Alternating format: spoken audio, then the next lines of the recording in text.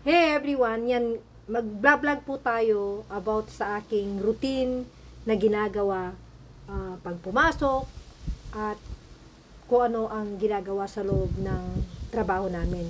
So anyway, ngayon papasok po tayo sa second job ko. Actually, nag-work po ako last night. Tapos may work po ako kanina. I was taking care of tatay while ago. Ngayon, pupunta na naman ako dito sa next job ko.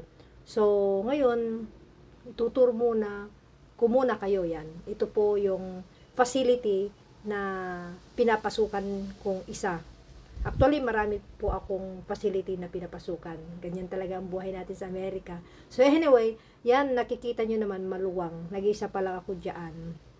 So habang hinihintay ko yung mga pasyente, mamaya maglilinis muna tayo yan. Gusto kong maglinis kasi nakaka-board.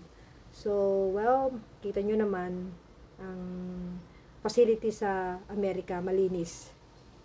Just like you guys have in your home. So anyway, merienda naman tayo ng Pepsi. Yan. Ginom ako ng Pepsi. Alright. Ipapakita ko ulit yung susunod na vlog ko kung ano yung next. Alright, thank you for watching.